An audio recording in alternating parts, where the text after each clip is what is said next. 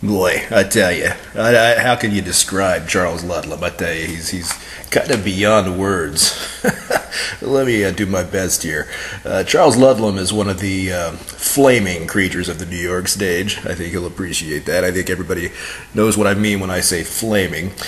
He's a sensational comic performer. He's legendary especially for his gender-bending performances as Camille and some other works as well. He's also a prolific playwright, and he's the visionary director of what is known as the Ridiculous Theater Company. This company started in 1967 playing midnight shows in the back of seedy bars and now has its own modest home in Sheridan Square. As its name suggests, the Ridiculous Theater embraces outrageousness, parody, camp, and all manner of comic exaggeration. But we have to remember that Ludlam himself is a determined theater artist who brings an extraordinary erudition to each carefully scripted show. Whether it's a Molière update, a 1940s melodrama, or a gothic horror story. Ludlam has taught theater at Yale and also at New York University, among other schools. And in 1984 was invited to star in Hedda Gabler at the American Ibsen Theater in Pittsburgh. Oh yeah, great show, great place. The on-stage Charles Ludlam is quite different from the Charles Ludlam in front of me right now. On stage, Charles is usually elaborately costumed and made up. In person, he's just this balding guy in blue jeans and cowboy boots. He was performing 2 shows in repertory when I first met him, and these were The Mystery of Irma Vep and Salammbô. The latter had recently opened to vociferously negative reviews from mainstream critics, which Charles attributed to the conservatism that would dismiss the ridiculous as gay theater for a cult audience. He says, and I quote, "Most gay theater either apologizes or pleads for mercy. What I do is not gay theater. It's something much worse." He says also, "I don't ask to be tolerated. I don't mind being intolerable." Quote unquote. All right, some great quotes from Ludlam himself. Charles, let me start off by asking you this question. Are there actors that you admire that you've taken inspiration from? Oh, let's see. Charles Laughton, Marie Dressler. Those are role models in case I gain a lot of weight. For my thin period, of course, there's always Garbo. You know who I really admire, though? Ginger Rogers. I realized something recently. She's an incredibly good actress. Not just the dancing and being able to do serious things in light comedy. There's always such a clarity. That's interesting, Charles. I noticed that all those people are movie actors. That's what I saw growing up. That's why I think I'll probably end up in the movies. Theater was probably the most natural thing for me to go to because I'm a hands-on person and I wanted artistic control. Well, what made you want to act in the first place? What made you want to be an actor? My mother used to take me to the movie theater across the street from our apartment in Hyde Park a couple of times a week. I had a big fantasy life. I was an only child for a long time, about 7 years. Until my brother was born, I entertained myself. Parents worry that you're going to be an actor. My mother always wanted me to be a teacher. That would be a respectable, genteel, intellectual thing to do. Funny, if I'd gone into teaching, I'd probably be unemployed today, but I've gotten lots of jobs teaching because I act, because I have my theater. Yeah, what do you think about teaching? Not all actors really like to teach acting. They'd rather just be doing acting and not teaching it at all. I've never really taught a thing, about acting, just commedia dell'arte improvisation. I teach them to be decisive and go all the way and not be critical of yourself. If you edit yourself, it's very inhibiting. There's some point in the creative process where you have to suspend the critical faculty. When I first started, I was corrupted by being overly educated. You learn too many things, then you get confused. When I was studying method acting, I started to find it very inhibiting. Stanislavski arrived at all those techniques from watching actors who didn't know what they were doing and trying to figure out what they were doing. If you go backwards from the rules, it becomes very deadening. It's hard to justify everything all the time and wonder, am I playing an intention? Do I have my motivation? I try to go against whatever inhibiting criticism I feel. Sometimes I'll set out to do it wrong. Such as, for example, I'm going to write the most incomprehensible play ever. Sometimes I tell an actor who seems inhibited, do it the way you worst fear that it would come out. Let's see that, and then we'll know what that is. Well, I remember when I was doing a lot of acting, I always had this fear of being a bad actor, basically. So I like to ask when I have people like you on my show, are you ever afraid of being bad as an actor? Everyone is. There are nights when the whole thing seems to be rushing by so fast and it's over and I don't feel like I even did anything. The audience could be cheering and it feels like, what was that? Or you might hit it on a certain night and then you go, that's it, but what was it? How can I make it happen again? How can I make it visible to others that I felt it? Things felt are not things perceived. That's another problem with acting. You might have a wonderful feeling at the moment, but the audience sees nothing, and you can't try to have an emotion. All the slow acting you see is from trying to have an emotion. It never comes that way. It's the byproduct of an action. So you really have to set up the action so it produces the feeling. What's it like to play in the same theater for so long? It's nice to have your own theater because you can rehearse. The first 5 years, we never rehearsed in the space we performed in. Ever. Ever. We would often be given half an hour to bring the set in, set it up, light it, and play. It was a terrible disadvantage. I always wanted to have a theater in the village from the time I was a teenager and saw the Living Theater on 14th Street. Julian Beck is sort of my idol. What they did on 14th Street was really quite different from their later work. It was a theater of poetry and symbol, with literature and real acting, and that was the thing that inspired me. Then I saw them do The Brig, where they just tortured the actors for 2 hours. It was agony to sit through, but artistically it was such a bold step. As a young theater artist, I was in awe of it. Nothing mattered except this production. I knew that everything would have to be like this from now on, but I couldn't go there.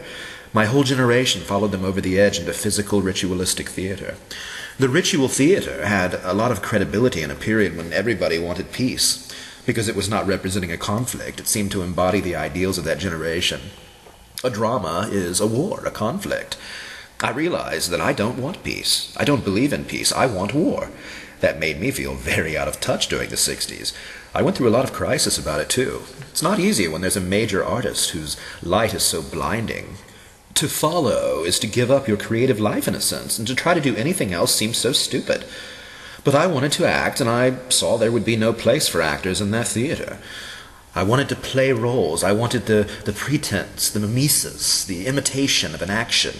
And I felt there had to be something wrong with a theater that had no place for a major figure, the actor.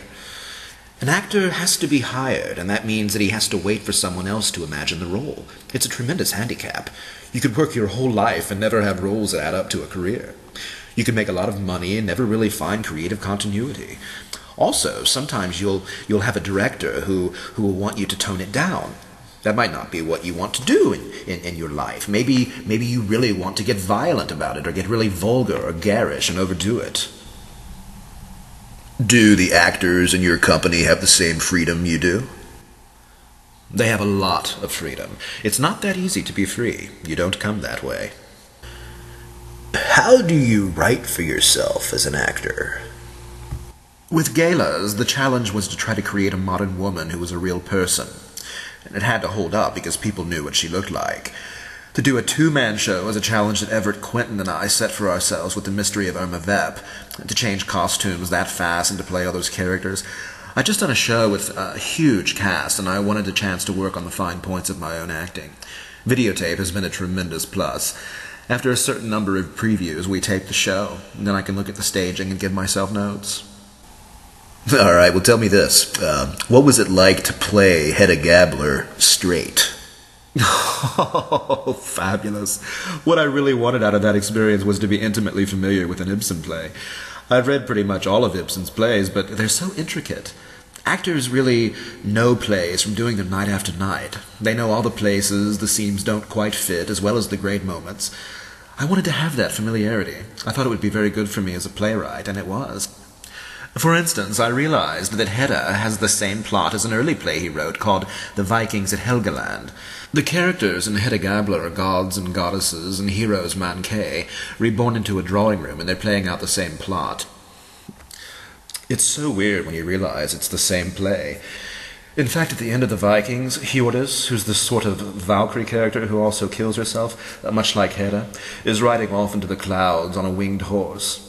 And her kid says to his father, "Look, there's Mother. Can't you see her riding through the clouds on a horse?" And then the curtain. The first time you hear about Hedda, the aunt says, "Oh, remember when we first saw Hedda riding by the house with her cape flowing in the wind and a feather in her hat?" And you realize that Hedda is galloping out of Norse mythology into the modern drawing room where she can't possibly fulfill herself. She's so big. These characters are deities who have these huge heroic passions and desires, and they're being boxed in. It was a very difficult role, Hedda Gabler. You could walk through it, say all the lines, be perfectly charming, and never know what it meant. People used to come back and say, "Oh, I never knew that's what that line is about." Just to make it clear is the hardest thing in the world to do. In Hedda, there are 3 or 4 moments where she goes, "ah," or "oh," or "ooh." They're very oblique, very, very hard to play because you feel that nobody's going to pay any attention to you saying those things. Yet those were the epiphanies, the moments where she makes her mental connection and goes to the next step. If you can understand those lines, the ah and the oh and the ooh and the eh, you have the role. Have you had a lot of offers to work outside your company? More and more. I can't do them all because you have to keep your focus or you become just another person in the world with no continuity. I really do stand for something, and I have certain ideals of what I think the theater can be. What sort of things tempt you to work outside your company? Operas. I've done a lot of parodies of operas, and people said, "Oh, it's better than the original." I wanted to see what I really could do with an opera. Films I like. I'm making my own movies now. Everett and I were on Miami Vice. I was in drag, and he was a gangster. Yeah, I saw that. That was great. Isn't it weird to do a little TV thing and use a smidgen of what you can do, and yet have that seen by more people than have seen you on stage in your whole life? Yeah, it is weird. It's tremendously difficult work, TV and movie acting. A tremendous amount of waiting around, tedium. But it's kind of fun to do something that drains you for one day and not have to do it day in and day out. What would you say is the hardest thing you've ever had to do as an actor? I was playing Puck in college, and I had to jump off an upper level of the stage at Hofstra. There was all this machismo. "Oh, everybody else jumps off there." I was so afraid, and it was so high, and I had these awful bedroom slippers on, and I jumped down and broke all my toes. What's the silliest thing for you about being an actor? The audience can never know what you're thinking when you're acting, and there's a certain campiness to that. If I see someone asleep in the audience, I have a lot of trouble not getting the giggles. Or they talk and don't think you can hear. Or cellophane wrappers. I hope there's a special circle in hell for people who rattle cellophane, or have those watches that beep. One time, Bill Vare and I were playing the scene in reverse psychology where I'm having an affair with his wife, and I don't know that it's his wife, and I start to tell him things that she does in bed. It's a very, very funny scene, and it's hard not to crack up because Bill does all those great shocked reactions. He tries to crack you up on stage anyway, if he can. So we were doing this scene, and he had lots of, "Oh, really?" and "Tell me more." Well, every time we started to talk, someone would rattle their cellophane. We were staring at each other in disbelief because it was so loud. It was unbelievably loud, like it was amplified. So, rattle, rattle, and you'd pause. It would pause. You'd start talking, and it would start again. You'd pause, and it would stop. You'd talk, and it would rattle. We had tears streaming down our cheeks trying to hold that in. Oh, wow. I can just imagine what that would have been like. Talk about try not to break your concentration, huh? Wow. Well, hey, Charles, it's been a real pleasure having you here. Everybody out there in the listening audience, hopefully you benefited from this in some way. Hopefully you found it entertaining. Charles is the kind of guy who just kind of lights up every room he enters.